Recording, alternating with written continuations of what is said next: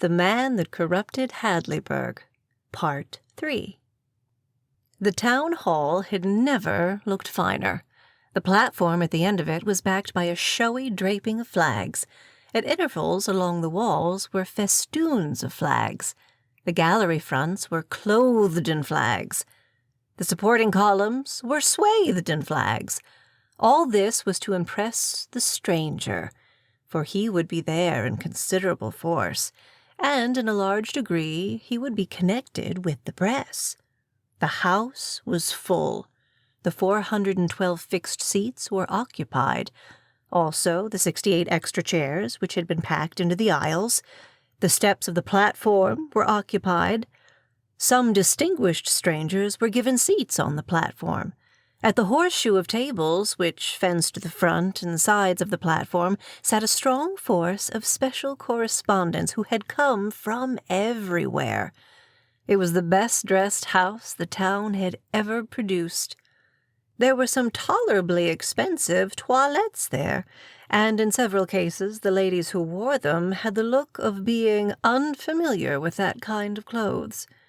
At least the town thought they had that look, but the notion could have arisen from the town's knowledge of the fact that these ladies had never inhabited such clothes before. The gold sack stood on a little table at the front of the platform, where all the house could see it.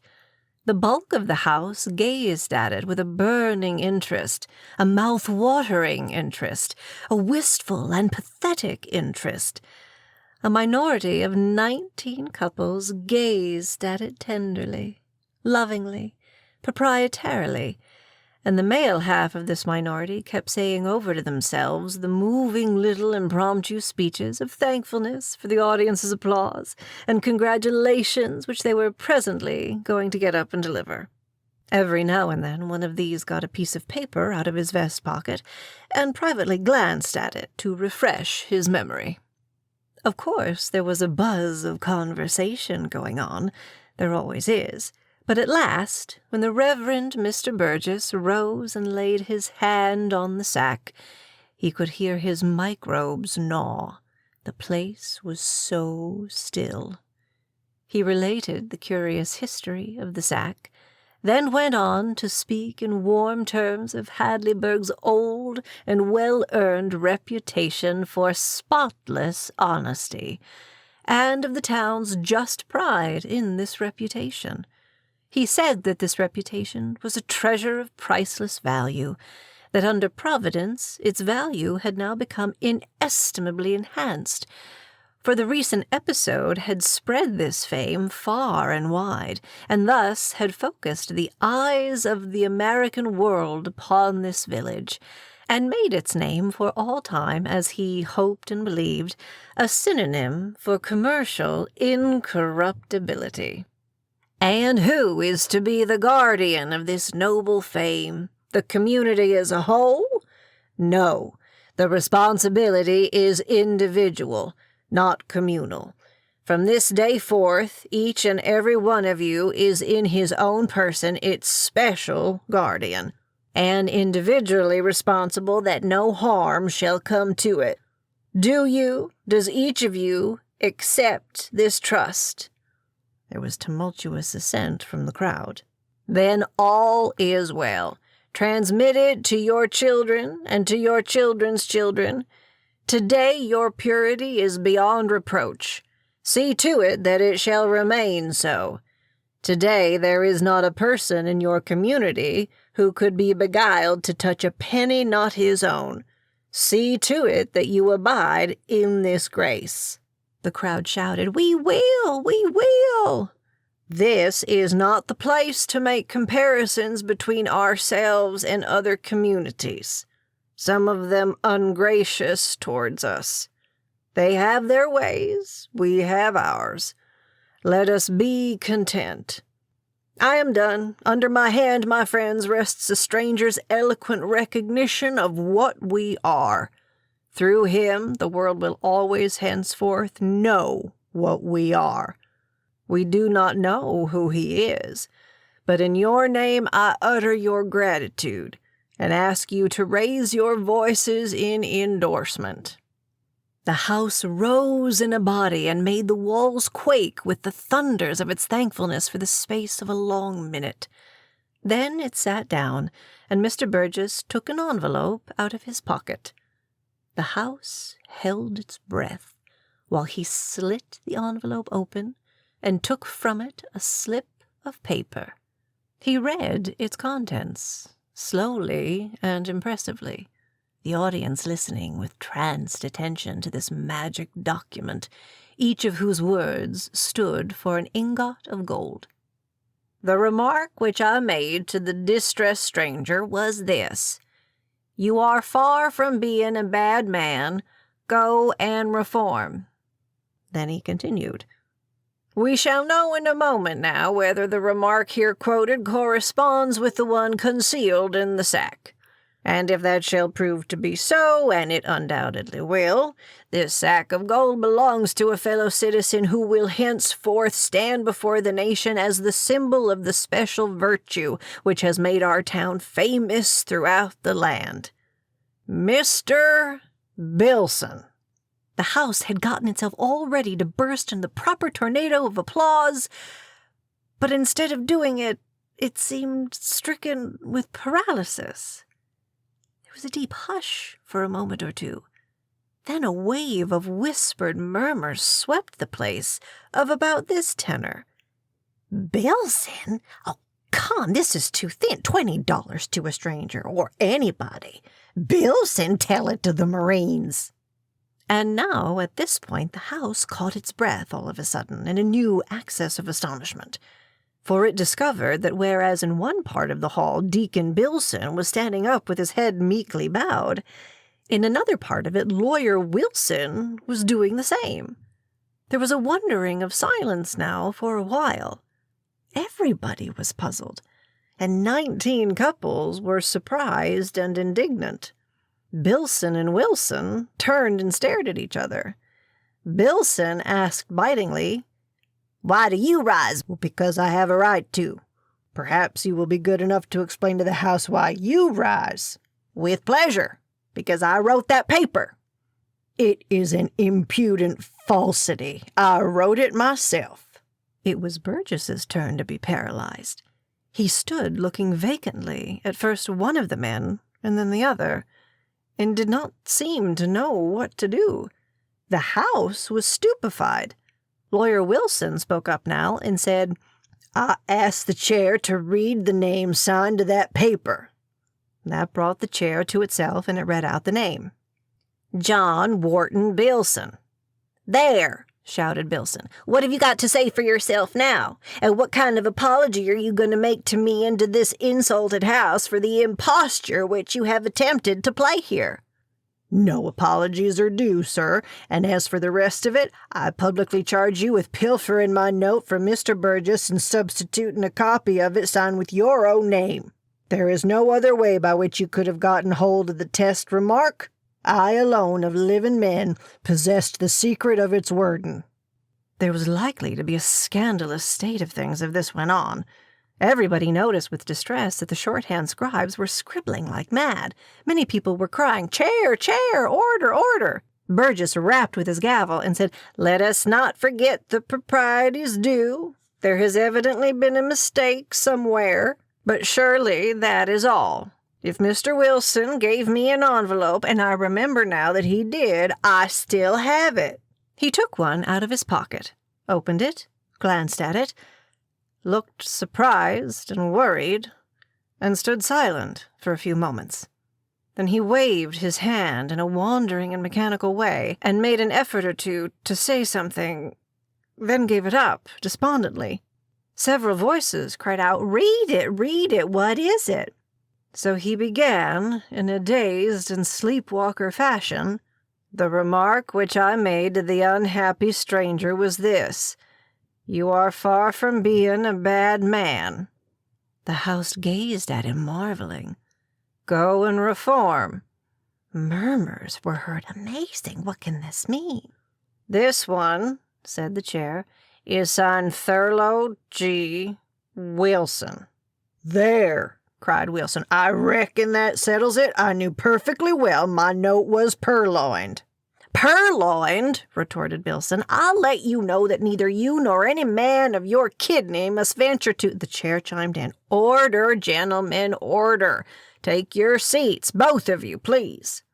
They obeyed, shaking their heads and grumbling angrily. The house was profoundly puzzled. It did not know what to do with this curious emergency. Presently Thompson got up. Thompson was the hatter. He would have liked to have been a 19er, but such was not for him. His stock of hats was not considerable enough for that position. He said, "Mr. Chairman, if I may be permitted to make a suggestion, can both of these gentlemen be right? I put it to you, sir, can both have happened to say the very same words to the stranger? It seems to me—" Well, the tanner got up and interrupted him. The tanner was a disgruntled man. He believed himself entitled to be a 19er, but he couldn't get recognition. It made him a little unpleasant in his ways and speech. Said he, "Sho, that's not the point. That could happen twice in 100 years, but not the other thing. Neither of them gave the $20. A ripple of applause broke out among the crowd. Billson, "I did." Wilson, "I did." Then each accused the other of pilfering. The chair chimed in. "Order, sit down, if you please, both of you. Neither of the notes has been out of my possession at any moment." A voice from the crowd. "Well, good, that settles that." The tanner. "Mr. Chairman, one thing is now plain. One of these men has been eavesdropping under the other one's bed and filching family secrets. If it is not unparliamentary to suggest it, I will remark that both are equal to it." The chair. "Order, order. Well, I withdraw the remark, sir, and will confine myself to suggesting that if one of them has overheard the other reveal the test remark to his wife, we shall catch him now." "How?" asked a voice from the crowd. The tanner. "Easily. The two have not quoted the remark in exactly the same words. You would have noticed that if there hadn't been a considerable stretch of time and an exciting quarrel between the two readings." "Well, name the difference," asked another crowd member. The tanner. "The word very is in Billson's note and not in the other." Many voices chimed in. "Well, that's so. He's right." The tanner. "And so, if the chair will examine the test remark in the sack, we shall know which of these two frauds, order, which of these two adventurers, order, which of these two gentlemen is entitled to wear the belt as being the first dishonest blatherskite ever bred in this town, which he has dishonored, and which will be a sultry place for him from now out." The crowd erupted in vigorous applause and exclaimed, "Open it! Open the sack!" Mr. Burgess made a slit in the sack, slid his hand in, and brought out an envelope. In it were a couple of folded notes.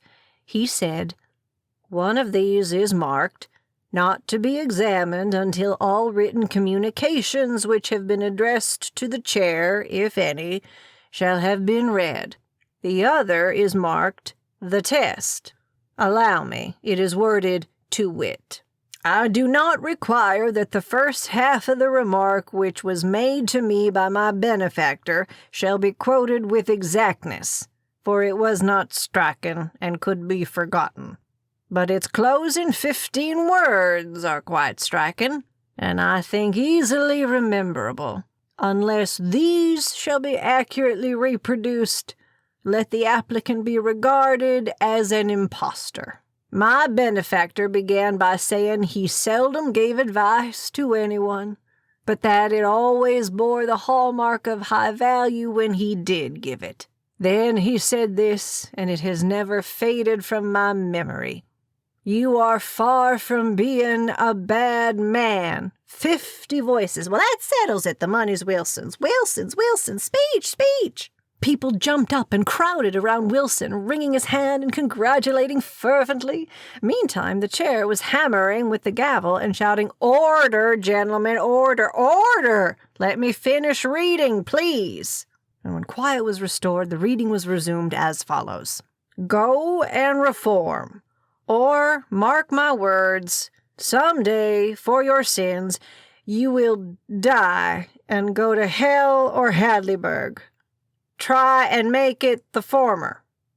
A ghastly silence followed. First, an angry cloud began to settle darkly upon the faces of the citizenship. After a pause, the cloud began to rise, and a tickled expression tried to take its place, tried so hard that it was only kept under with great and painful difficulty. The reporters, the Brixtonites, and other strangers bent their heads down and shielded their faces with their hands, and managed to hold in by main strength and heroic courtesy. At this most inopportune time burst upon the stillness the roar of a solitary voice, Jack Halliday's. "That's got a hallmark on it!" Then the house let go, strangers and all. Even Mr. Burgess's gravity broke down presently. Then the audience considered itself officially absolved from all restraint, and it made the most of its privilege. It was a good long laugh, and a tempestuously wholehearted one, but it ceased at last, long enough for Mr. Burgess to try to resume, and for the people to get their eyes partially wiped. Then it broke down again, and afterward yet again. Then, at last, Burgess was able to get out these serious words. "It is useless to try to disguise the fact we find ourselves in the presence of a matter of grave import. It involves the honor of your town. It strikes at the town's good name. The difference of a single word between the test remarks offered by Mr. Wilson and Mr. Bilson was itself a serious thing, since it indicated that one or the other of these gentlemen had committed a theft." The two men were sitting limp, nerveless, crushed. But at these words both were electrified into movement and started to get up. "Sit down," said the chair, sharply, and they obeyed. "That, as I have said, was a serious thing, and it was, but for only one of them. But the matter has become graver, for the honor of both is now in formidable peril. Shall I go even further, and say in inextricable peril? Both left out the crucial 15 words." He paused. During several moments he allowed the pervading stillness to gather and deepen its impressive effects, then added, "There would seem to be but one way whereby this could happen. I ask these gentlemen, was there collusion? Agreement?" A low murmur sifted through the house. Its import was, "He's got them both." Bilson was not used to emergencies. He sat in a helpless collapse. But Wilson was a lawyer. He struggled to his feet, pale and worried, and said, "I ask the indulgence of the House while I'll explain this most painful matter. I am sorry to say what I am about to say, since it must inflict irreparable injury upon Mr. Bilson, whom I have always esteemed and respected until now, and in whose invulnerability to temptation I entirely believed, as did you all. But for the preservation of my own honor I must speak, and with frankness. I confess with shame, and I now beseech your pardon for it, that I said to the ruined stranger all of the words contained in the test remark, including the disparaging 15. When the last publication was made, I recalled them, and I resolved to claim the sack of coin, for by every right I was entitled to it. Now I will ask you to consider this point, and weigh it well. That stranger's gratitude to me that night knew no bounds. He said himself that he could find no words for it that were adequate, and that if he should ever be able, he would repay me 1,000-fold. Now then, I ask you this. Could I expect, could I believe, could I even remotely imagine that, feeling as he did, he would do so ungrateful a thing as to add those quite unnecessary 15 words to his test? Set a trap for me? Expose me as a slanderer of my own town before my own people assembled in a public hall? It was preposterous. It was impossible. His test would contain only the kindly opening clause of my remark. Of that I had no shadow of doubt. You would have thought as I did. You would not have expected a base betrayal from one whom you had befriended and against whom you had committed no offense. And so with perfect confidence, perfect trust, I wrote on a piece of paper the opening words, ending with "Go and reform," and signed it.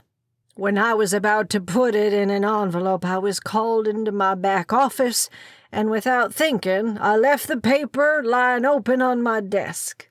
He stopped, turned his head slowly toward Billson, waited a moment, then added, I ask you to note this.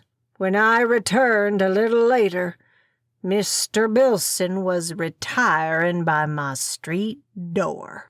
Sensation throughout the crowd.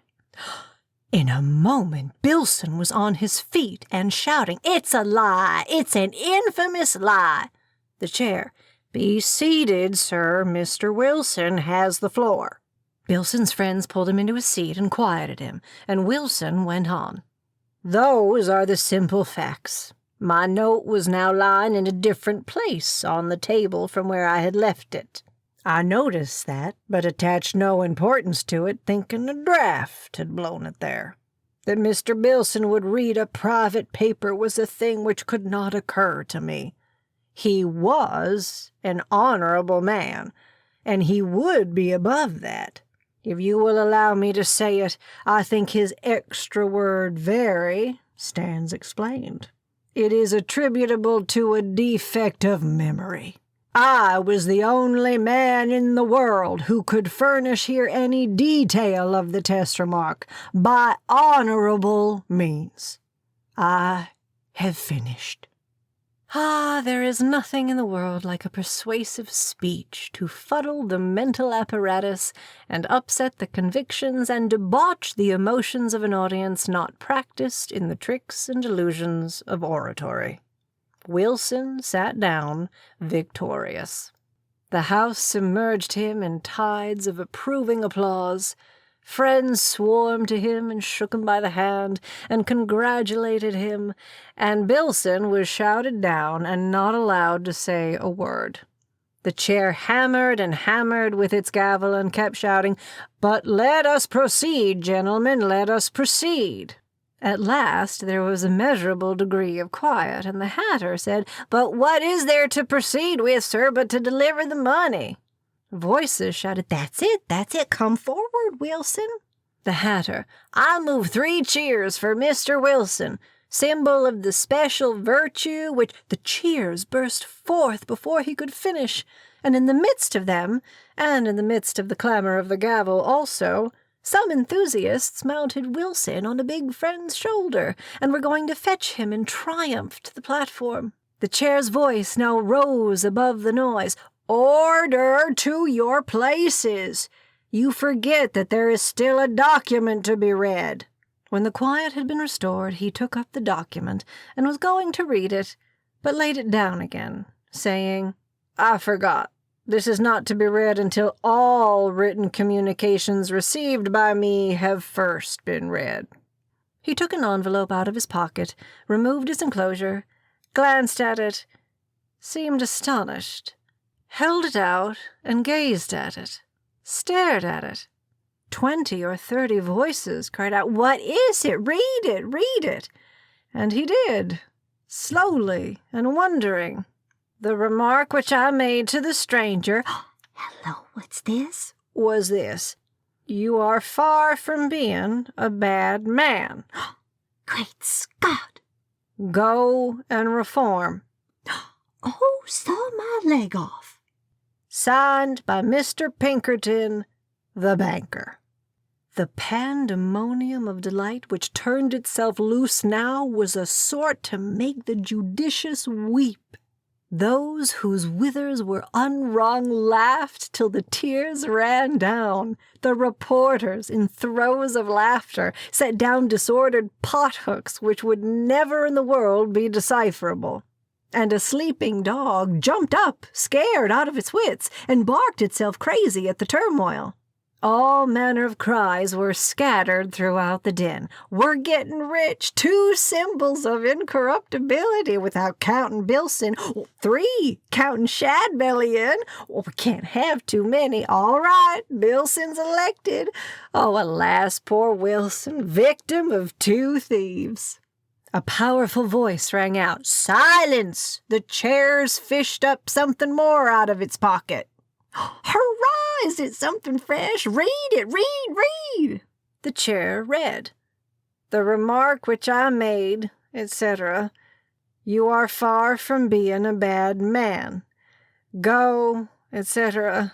Signed, Gregory Yates." A tornado of voices. 4 symbols. Rah for Yates. Fish again. The house was in a roaring humor now, and ready to get all the fun out of the occasion that might be in it.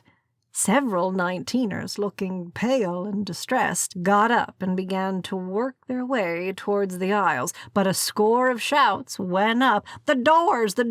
Close the doors! No incorruptible shall leave this place! Sit down, everybody!" And the mandate was obeyed. "Fish again! Read! The chair fished again, and once more the familiar words began to fall from its lips. "You are far from being a bad man." Name! What's his name?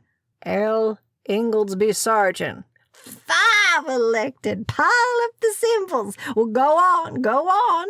"You are far from being a bad... Name! Nicholas Whitworth." Hooray! It's a symbolical day.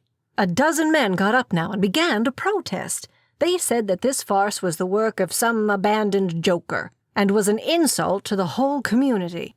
Without a doubt, these signatures were all forgeries. Sit down, shut up. You are confessing. We'll find your names in the lot. Mr. Chairman, how many of those envelopes have you got? The chair counted. Together with those that have been already examined, there are 19. A storm of derisive applause broke out. Perhaps they all contained the secret. I move that you open them all and read every signature that is attached to a note of that sort, and read also the first 8 words of the note. Second the motion. It was put and carried uproariously. Then poor Richards got up, and his wife rose and stood at his side. Her head was bent down, so that none might see that she was crying. Her husband gave her his arm, and so supporting her, he began to speak in a quavering voice. "My friends, you have known us two, Mary and me, all our lives, and I think you have liked and respected us." The chair interrupted him. "Allow me. It is quite true, that which you are saying, Mr. Richards. This town does know you two. It does like you. It does respect you. More, it honors and loves you."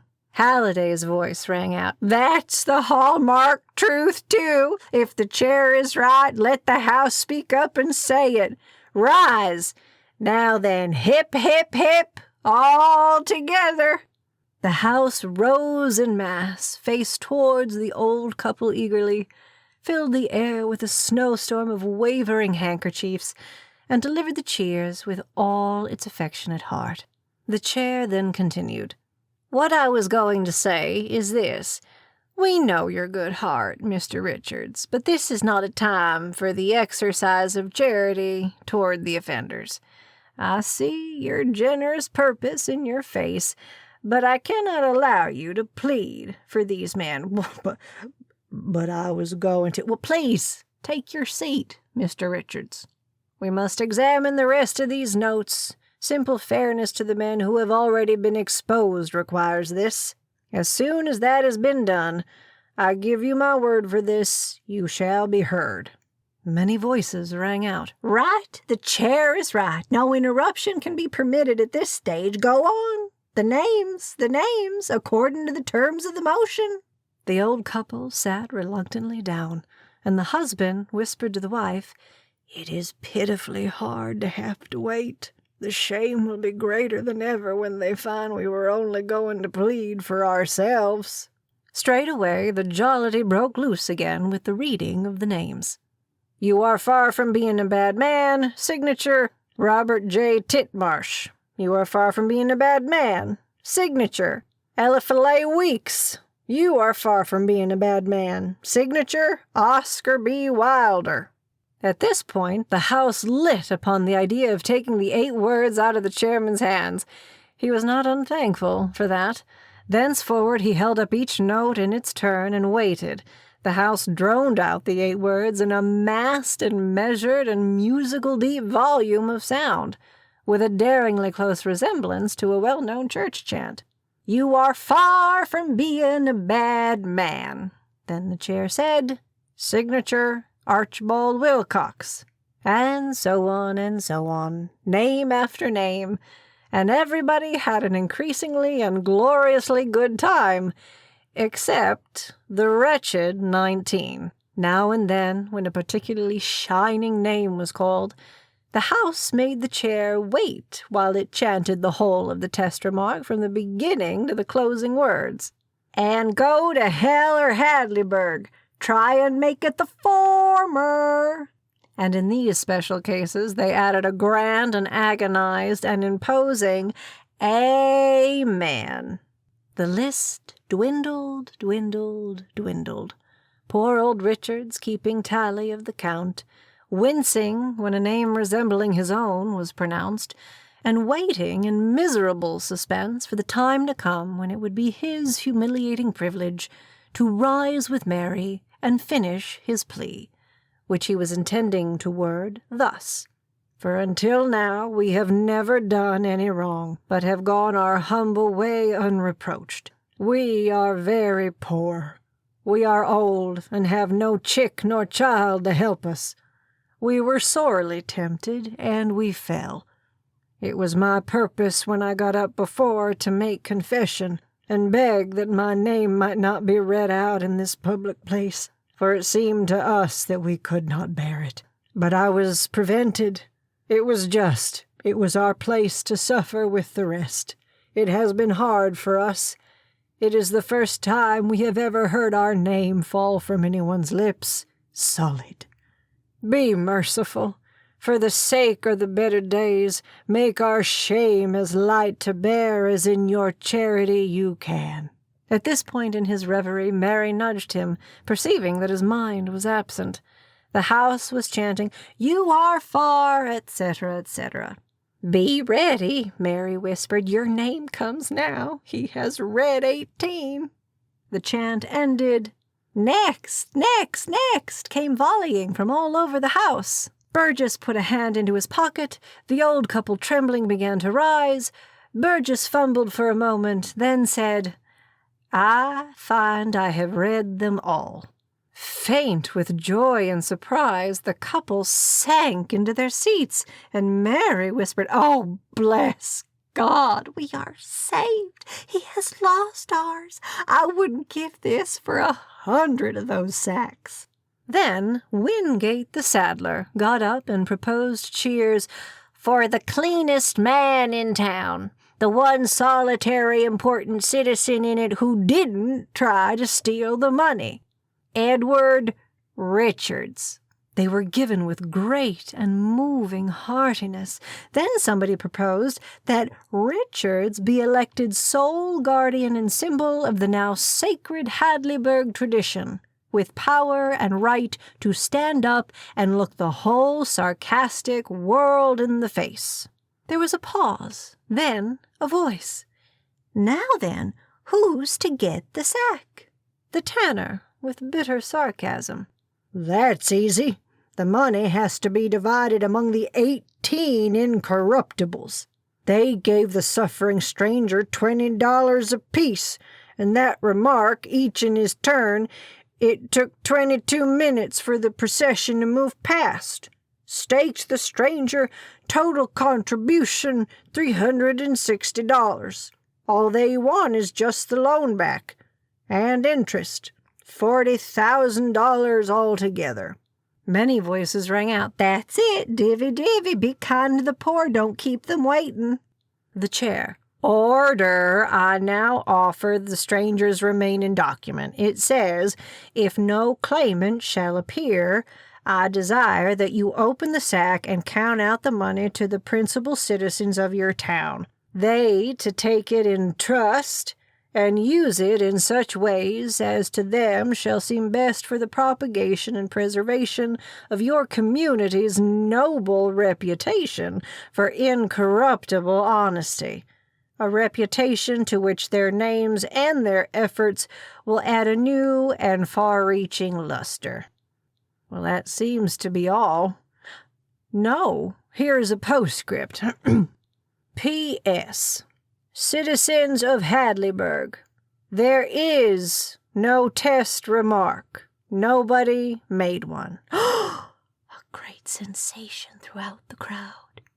There wasn't any pauper stranger, nor any $20 contribution, nor any accompanying benediction and compliment. These are all inventions. General buzz and hum of astonishment and delight throughout the crowd. Allow me to tell my story. It will take but a word or two. I passed through your town at a certain time and received a deep offense which I had not earned. Any other man would have been content to kill one or two of you and call it square. But to me, that would have been a trivial revenge and inadequate. For the dead do not suffer. Besides, I could not kill you all, and anyway, made as I am, even that would not have satisfied me. I wanted to damage every man in the place, and every woman, and not in their bodies or in their estate, but in their vanity. The place where feeble and foolish people are most vulnerable. So I disguised myself and came back and studied you. You were easy game. You had an old and lofty reputation for honesty, and as naturally you were proud of it. It was your treasure of treasures, the very apple of your eye. As soon as I found out that you carefully and vigilantly kept yourselves and your children out of temptation, I knew how to proceed. Why, you simple creatures, the weakest of all weak things is a virtue which has not been tested in the fire. I laid a plan and gathered a list of names. My project was to corrupt Hadleyburg the incorruptible. My idea was to make liars and thieves of nearly 100 smirchless men and women who had never in their lives uttered a lie or stolen a penny. I was afraid of Goodson. He was neither born nor reared in Hadleyburg. I was afraid that if I started to operate my scheme by getting my letter laid before you, you would say to yourselves, Goodson is the only man among us who would give away $20 to a poor devil, and then you might not bite at my bait. But heaven took Goodson. Then I knew I was safe, and I set my trap and baited it. It may be that I shall not catch all the men to whom I mailed the pretended test secret, but I shall catch the most of them if I know Hadleyburg nature. Voices rang out. Right, he got every last one of them.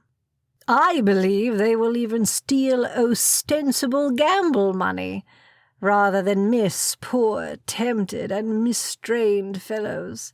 I am hoping to eternally and everlastingly squelch your vanity and give Hadleyburg a new renown, one that will stick and spread far. If I have succeeded, open the sack and summon the Committee on Propagation and Preservation of the Hadleyburg Reputation. A cyclone of voices. Open it, the 18 to the front. Committee on Propagation of the Tradition, forward the Incorruptibles. The chair ripped the sack wide and gathered up a handful of bright, broad yellow coins, shook them together, then examined them. Friends, they are only gilded discs of lead. There was a crashing outbreak of delight over this news. When the noise had subsided, the tanner called out, "By right of apparent seniority in this business, Mr. Wilson is chairman of the Committee on Propagation of the Tradition. I suggest that he step forward on behalf of his pals and receive in trust the money." 100 voices rang out, "Wilson, Wilson, Wilson! Speech, speech!" Wilson, in a voice trembling with anger, "You will allow me to say, and without apologies for my language, damn the money." And him a Baptist. 17 symbols left. Step up, gentlemen, and assume your trust. There was a pause. No response. The saddler. "Mr. Chairman, we've got one clean man left anyway, out of the late aristocracy, and he needs the money, and deserves it. I move that you appoint Jack Halliday to get up there and auction off that sack of gilt $20 pieces, and give the result to the right man, the man whom Hadleyburg delights to honor, Edward Richards." This was received with great enthusiasm, the dog taking a hand again. The saddler started the bids at $1. The Brixton folk and Barnum's representative fought hard for it. The people cheered every jump that the bids made. The excitement climbed, moment by moment, higher and higher. The bidders got on their mettle and grew steadily more and more daring, more and more determined. The jumps went from $1 up to $5, then to $10, then to $20, then $50, then to $100, then... At the beginning of the auction, Richards whispered in distress to his wife, "Oh, Mary, can we allow it? You see, it is an honor, reward, a testimonial to purity of character, and well, can we allow it? Hadn't I better get up and... Oh, Mary, what are we to do? What do you think?" 15, I'm bid. 15 for the sack. 20. Oh, thanks. 30. Oh, thanks again. 30, 30, 30. Do I hear 40? 40 it is. Keep the ball rolling, gentlemen. Keep it rolling. 50. Thanks, noble Roman. Going at 50, 50, 70, 90, splendid. 100. Pile it up, 120, 40. Just in time. 150, 200. Superb. Do I hear 200? Thanks, 250. It is another temptation, Edward. I'm all in a tremble, but, oh, we've escaped one temptation, and that ought to warn us. 6, did I hear 6? Thanks, 650, 650, 700. And yet, Edward, when you think nobody's... $800, hurrah, make it 9. Mr. Parsons, did I hear you say thanks, 9? This noble sack of virgin lead is going at $900, gilding and all. Come, do I hear 1,000? Gratefully yours. Did someone say 11? A sack which is going to be the most celebrated in all United... Oh, Edward, we are so poor, but do as you think best. Do as you think best. Edward fell. That is, he sat still, sat with a conscience which was not satisfied, but which was overpowered by circumstances. Meantime, a stranger, who looked like an amateur detective gotten up as an impossible English earl, had been watching the evening's proceedings with manifest interest, and with a contented expression in his face. And he had been privately commenting to himself. He was now soliloquizing somewhat like this. None of the 18 are bidding. That is not satisfactory. I must change that. The dramatic unity is required. They must buy the sack they tried to steal. They must pay a heavy price, too. Some of them are rich. And another thing, when I make a mistake in Hadleyburg nature, the man that puts that error upon me is entitled to a high honorarium, and someone must pay. This poor old Richards has brought my judgment to shame. He is an honest man. I don't understand it, but I acknowledge it. Yes, he saw my juices, and with a straight flush, and by rights the pot is his, and it shall be a jackpot too, if I can manage it. He disappointed me, but let that pass. He was watching the bidding. At 1,000, the market broke. The prices tumbled swiftly. He waited and still watched. One competitor dropped out, then another and another. He put in a bid or two now. When the bids had sunk to $10, he added a 5. Someone raised him a 3. He waited a moment, then flung in a $50 jump, and the sack was his, at $1,282. The house broke out in cheers, then stopped, for he was on his feet and had lifted his hand. He began to speak. I desire to say a word and ask a favor. I am a speculator in rarities, and I have dealings with persons interested in numismatics all over the world. I can make a profit on this purchase just as it stands, but there is a way, if I can get your approval, whereby I can make every one of these leaden $20 pieces worth its face in gold, and perhaps more. Grant me that approval, and I will give part of my gains to your Mr. Richards, whose invulnerable probity you have so justly and so cordially recognized tonight. His share shall be $10,000, and I will hand him the money tomorrow. The invulnerable probity made the Richardses blush prettily. However, it went for modesty and did no harm. If you will pass my proposition by a good majority, I would like a 2/3 vote. I will regard that as the town's consent, and that is all I ask. Rarities are always helped by any device which will arouse curiosity and compel remark. Now, if I may have your permission to stamp upon the faces of each of these ostensible coins the names of the 18 gentlemen who 9/10 of the audience were on their feet in a moment, dog and all, and the proposition was carried with a whirlwind of approving applause and laughter.